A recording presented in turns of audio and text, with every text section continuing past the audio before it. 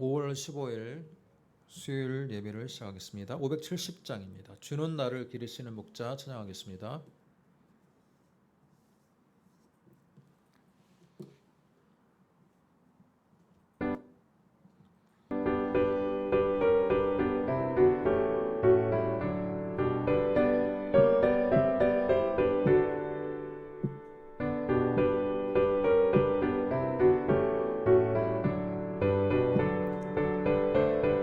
주는 나를 기르시는 목자, 주는 나를 기르시는 목자요, 나는 주님의 귀한 어린 양, 푸른 풀과 맑은 시냇 물가로 나를 늘 인도하여 주신다.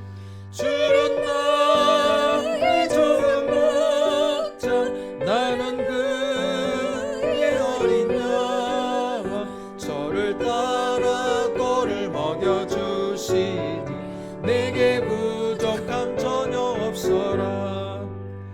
예쁜 새들 노래하는 아침과 노을 비키는 고운 화보니 사랑하는 나의 목자 음성이 나를 언제나 불러주신다. 주는 나의 좋은 목자, 나는 그의 어린 양, 저를 따라 꼴을 먹여주시니 내게 부족함 전혀 없어라. 못된 짐승 나를 잊지 못하고 거친 비바람 삼지 못하리. 나의 주님 강한 손을 펼치사 나를 주야로 지켜주신다. 주는 나의 좋은 목자, 나는 그의 어린 양, 저를 따라 꼴을 먹여주시니 내게 부족함 전혀 없어라. 559장입니다. 사철의 봄바람 불어있고 찬양합니다.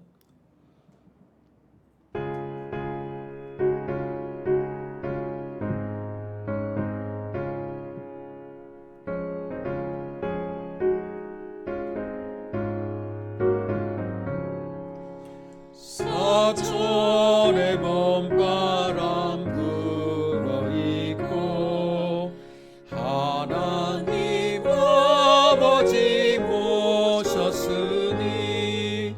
믿음의 반석도 든든하다. 우리 집 즐거운 동산이라. 고마워라 임마누엘, 예수만 섬기는 우리 집. 고마워라 임마누엘, 복되고 즐거운 하루하루. 어버이 우리를 보이시고 동기들 사랑에 뭉쳐있고 기쁨과 서름도 같이 하니 한간의 조가도 천국이라. 고마워라 임마누엘, 예수만 섬기는 우리 집. 고마워라 임마누엘, 복되고 즐거운 하루하루. 아침과 저녁에 수고하여 다 같이 일하는 온 식구가 한 상에 눌러서 먹고 마셔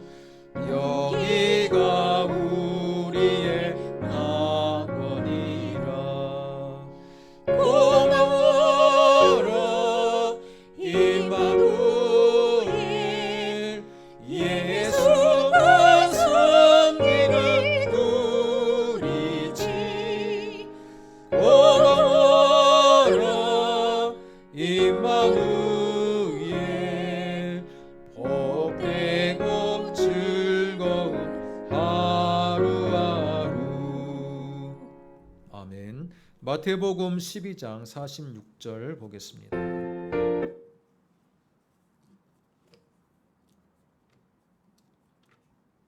마태복음 12장 46절에서 50절 말씀.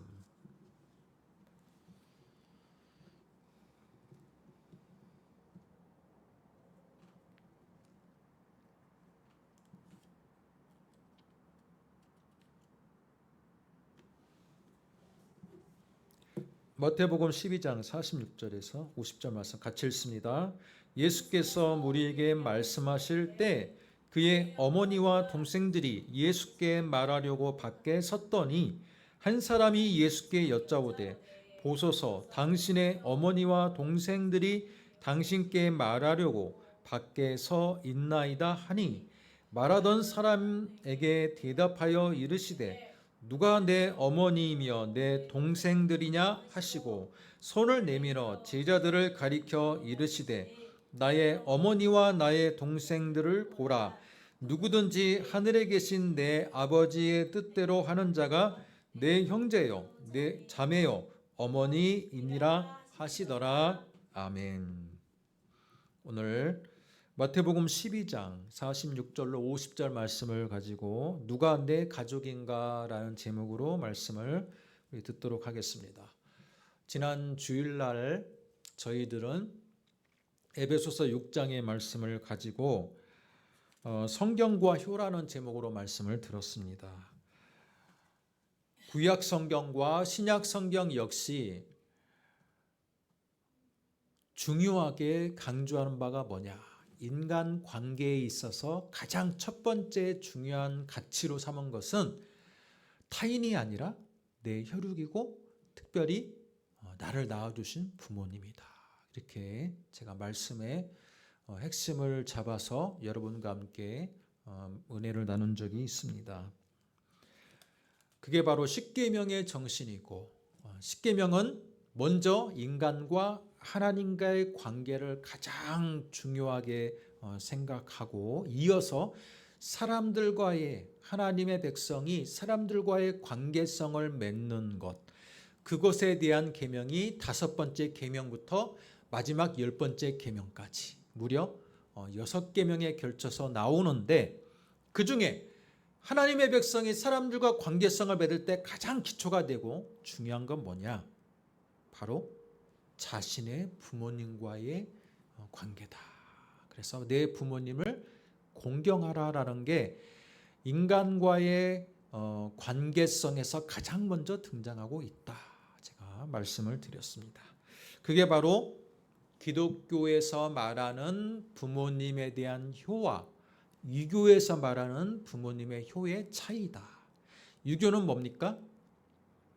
유교는 부모님이 나를 이 세상에 배출해 준 조물주와 같은 역할이기 때문에 부모님을 신격화하는 거예요.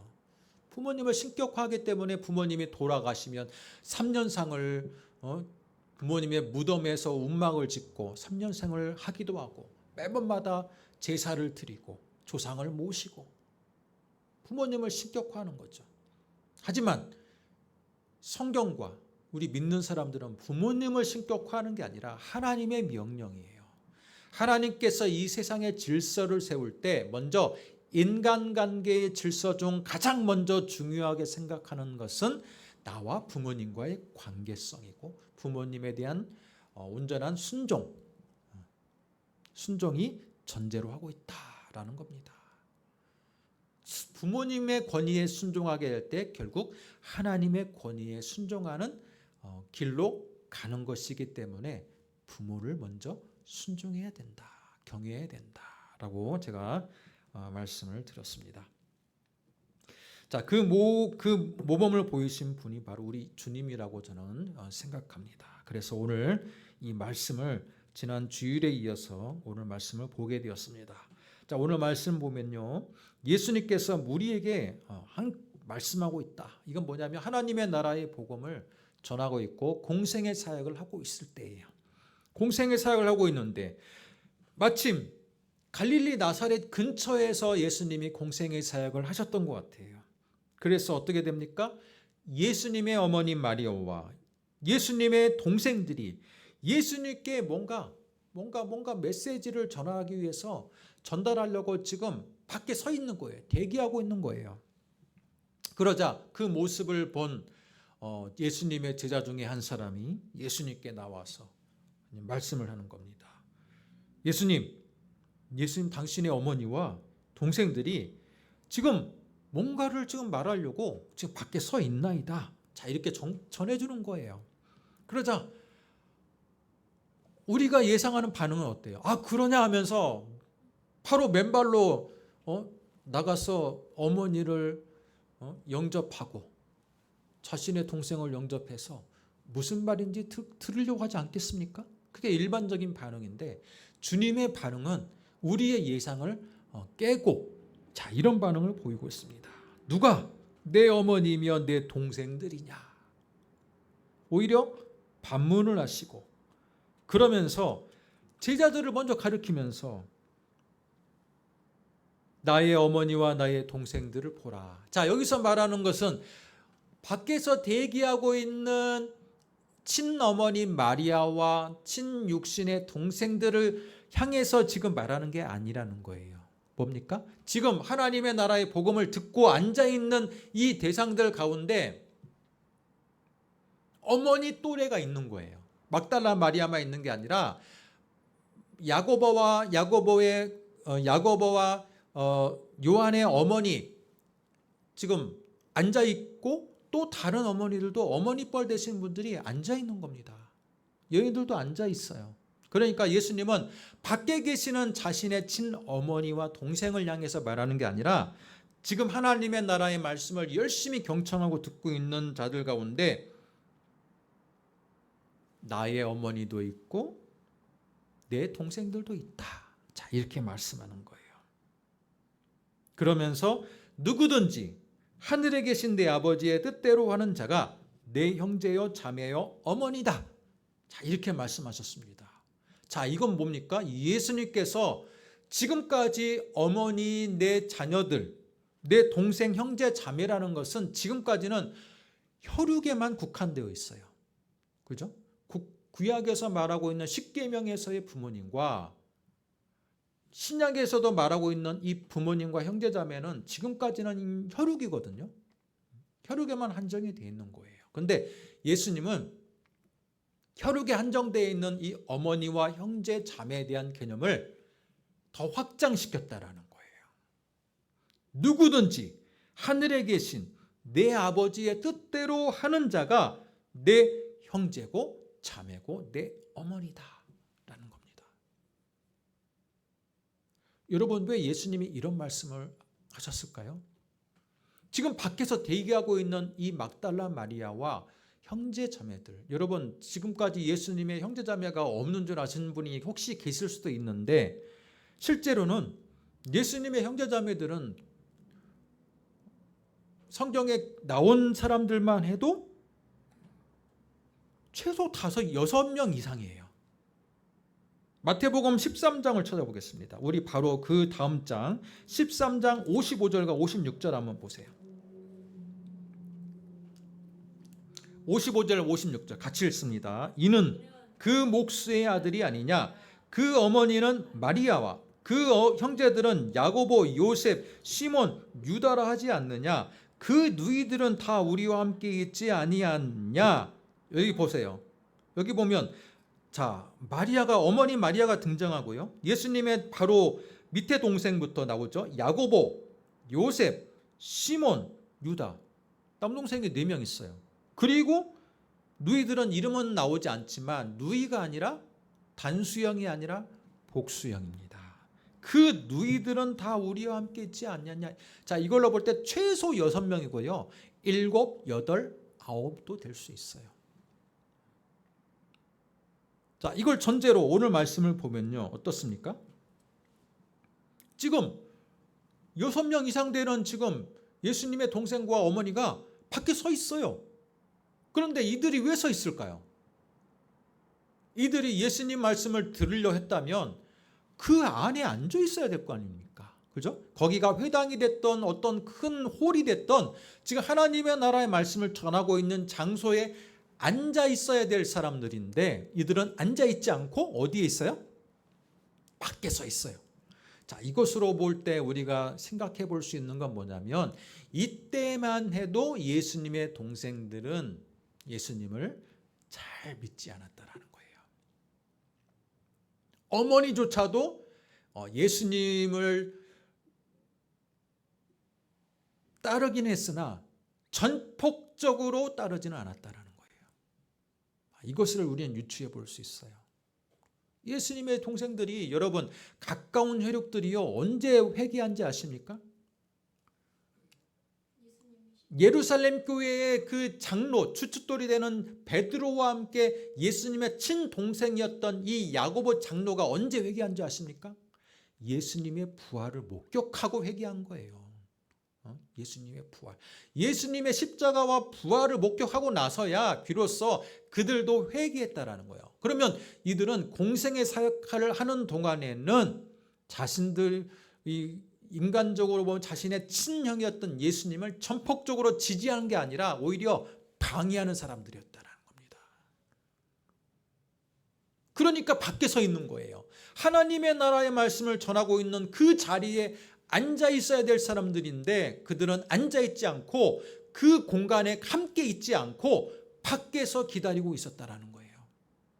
무슨 할 말이 있었을지 우리는 정확히는 모릅니다. 하지만 유추해 볼 수 있는 것은 이들이 해야 될 말은요 결코 예수님의 사역에 도움이 되는 말을 하기 위해서 대기하고 있었던 것은 아니었을 것이다 라고 추측할 수 있습니다. 그것을 예수님이 아시니까 뭐라고 말합니까? 밖에 있는 사람 제자가 밖에 어머니와 당신의 형제들이 서 있습니다 라고 하니까 예수님이 뭐라고 하십니까? 누가 내 어머니이며 내 동생들이냐? 누구냐? 이 반문하는 거예요. 그러면서 앉아있는 부류들 가운데 지금 이 자리에 앉아있는 분인데 어머니 막달라 마리아 또래의 그 제자들, 그죠? 그 연령대 제자들을 향해서 이분이 나의 어머니이시고 여기 있는 이분이 나의 동생들이다. 이렇게 말하고 있는 겁니다. 누구든지 하늘에 계신 내 아버지의 뜻대로 하는 자가 내 형제고 자매고 어머니다. 이렇게 말하고 있는 겁니다. 여러분, 이건 굉장히 중요한 것을 시사하는 겁니다. 예수님은 그걸 아셨어요. 뭐냐? 육신의 어머니, 육신의 동생들을 무조건 존중하는 것, 리스펙하는 게 하나님을 기쁘게 하는 게 아니라 뭡니까?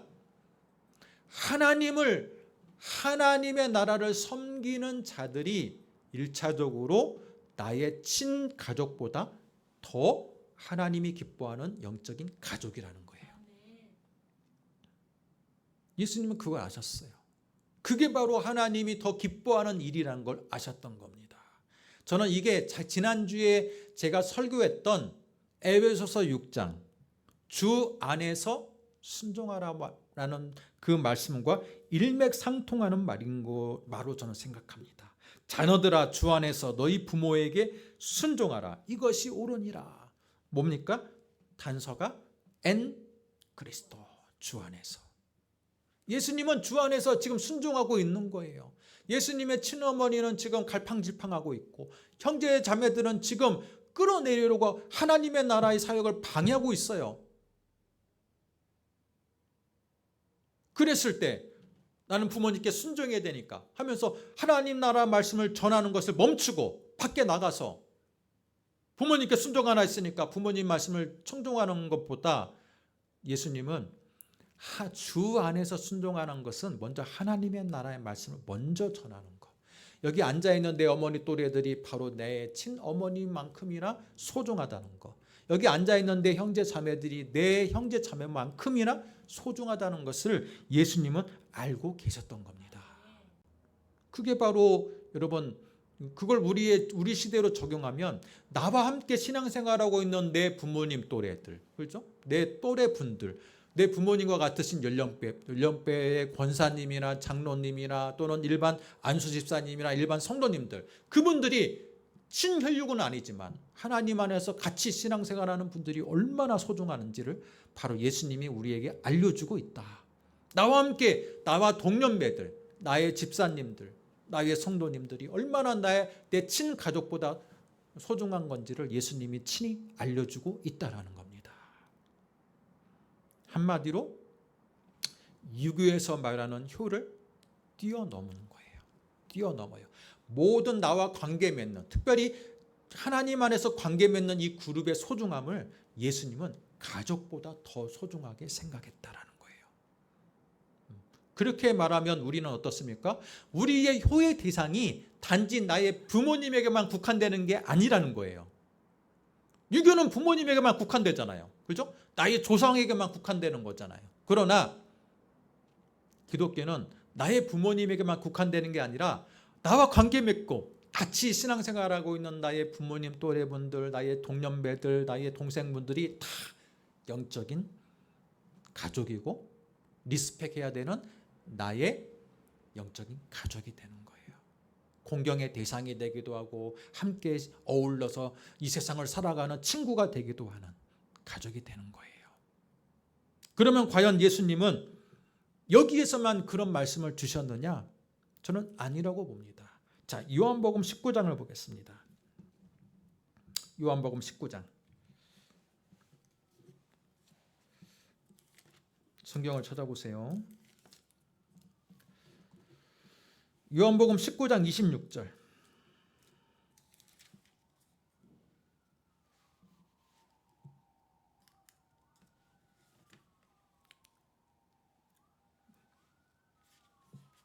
요한복음 19장 26절 27절 같이 읽습니다. 26절부터 예수께서 자기의 어머니와 사랑하시는 제자가 곁에 서 있는 것을 보시고 자기 어머니께 말씀하시되 여자여 보소서 아들이니이다 하시고 또 그 제자에게 이르시되 보라 내 어머니니라 하시는데 그때부터 그 제자가 자기 집에 모시니라. 예수님께서 지금 십자가에 달리셨습니다. 여러분, 예수님께서 십자가에 달리셨을 때 예수님의 십자가 그 골고다 언덕에 함께 있던 사람들은요, 예수님의 어머니 마리아와 또 막달라 마리아와 또 예수님 어머니 또래의 그 여제자와 그리고 예수님의 12제자 가운데는 누가 있었을까요? 베드로가 있었을까요? 야고보가 있었을까요? 누가 있었습니까? 예수님의 12제자 가운데 유일하게 골고다 언덕에 함께 있었던 사람은 가장 나이가 어렸던 사도 요한이었습니다.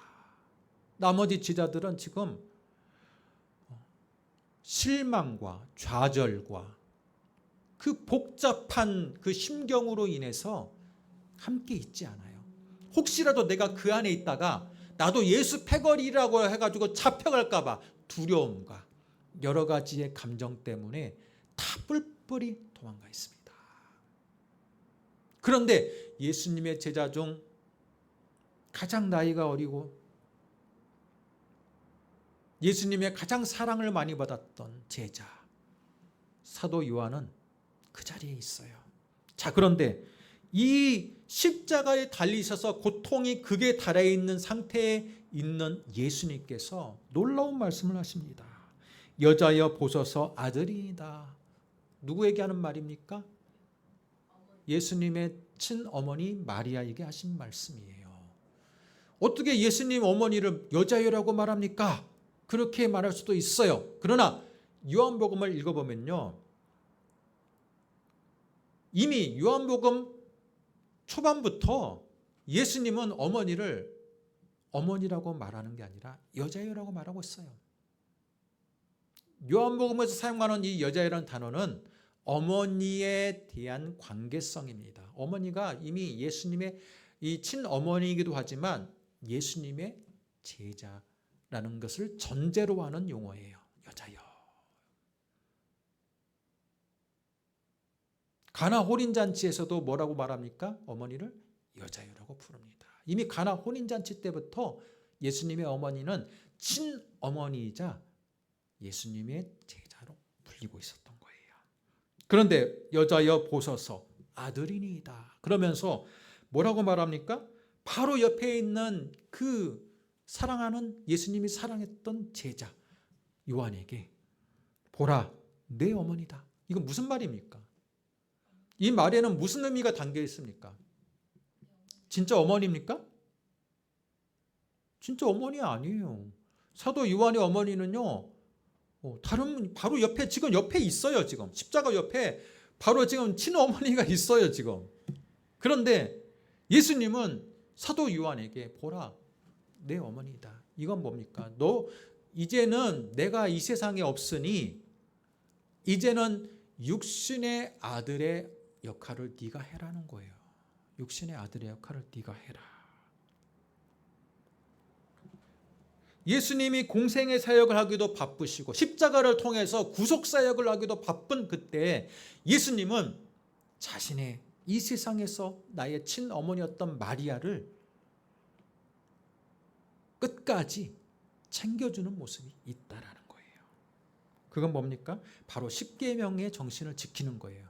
다섯 번째 계명, 부모를 공경하라. 예수님 십자가에 달리고 있는 상황에서도 어머니, 육신의 어머님 마리아를 공경하기 위해서 내가 이 세상에 없으면 이 어머니가 어떻게 누구로부터 부양을 받을 것인가? 실제로 부양을 해야 될 대상은 누굽니까? 마태복음 13장에 나오는 4명의 예수님의 친형제들이 있고 자매들이 있어요. 그 사람들이 부모님, 어머니를 부양을 해야 돼요. 이미 예수님의 아버지 요셉은요, 예수님의 공생의 사역하기 전부터 아마 일찍 돌아가신 것 같아요. 이 등장하지가 않아요. 그럼 어머니는 혼자 지금 아버지가 없는 그 살림을, 어려운 살림을 이끌어 왔는데 예수님이 없으면 결국은 나머지 형제들이 해야 되는데 예수님은 형제들에게 맡기는 게 아니라 누구한테 맡겨요? 누구한테 맡깁니까? 자기가 사랑하는 제자 요한에게 맡겨요. 그건 뭡니까? 이미 마태복음 12장에서 누구든지 하늘에 계신 내 아버지의 뜻대로 하는 자가 내 형제요 자매요 어머니라는 거 예수님은 이미 이걸 한 번의 말씀으로 립서비스로 하는 게 아니라 진짜 이 말씀을 예수님은 믿고 있었다라는 거예요. 그러면 나의 제자였던 이 나의 사랑을 받았던 사도 요한은요, 영적인 나의 동생인 거예요. 예수님 입장에서는. 그렇죠? 여기 지금 마태복음 12장 50절의 말씀처럼 하늘에 계신 내 아버지의 뜻대로 하는 바로 요한은요, 나의 영적인 동생인 거예요. 그러니까 어머니한테 맡길 수 있는, 어머니를 맡길 수 있는 거예요. 어머니도 나의 제자니까 네가 아들은 아니지만 영적인 아들로서 나의 어머니를 네가 부모로서 섬겨라 라고 말할 수 있는 겁니다. 성도들을 관계라면 바로 그런 관계가 형성이 되면 좋을 것 같아요. 교회가 정말 천국축이 이루어지면서 혈육의 부모님만 찾아다니는 어버이날이 아니라 혈육의 관계가 있고 내 동생들만 챙기는 가정의 달이 아니라 교회 안에 있는 모든 형제 자매 또 우리 부모님 또래들이 나의 영적인 아버지고 나의 영적인 어머니이고 나의 영적인 형제 자매라면 우리가 가정의 달에 그분들까지도 돌봐줘야 될 책임이 있다라는 거예요. 예수님은 바로 요한복음 19장과 마태복음 12장을 통해서 우리에게 그걸 알려주고 있다라는 겁니다. 여러분 이걸로 보면 얼마나 이 기독교에서 말하는 효의 정신이 넓어지고 확장되고 있습니까? 그렇지 않아요? 유교는 철저하게 혈육 중심이잖아요. 그죠? 유교에서 말하는 효라는 것은 철저하게 혈육 중심이에요. 그러나 예수님은 신약 시대를 맞이해서 구약에서도 혈육 중심의 효를 강조했다면 예수님 시대에 드디어 영적인 관계를 통한 혈육을 초월한 복음 안에서의 효를 강조하고 있다라는 겁니다. 그게 바로 기독교의 정신이고 우리가 가정의 달에서 본받아야 될 핵심적인 가치다라는 것을 기억하시기 바랍니다. 이 시간 교회 안에 혹시라도 가정의 달을 맞이했는데 자녀들이 부모를 챙겨주지 못해서 소외당하는 분들이 있습니까? 또 형제 자매들 가운데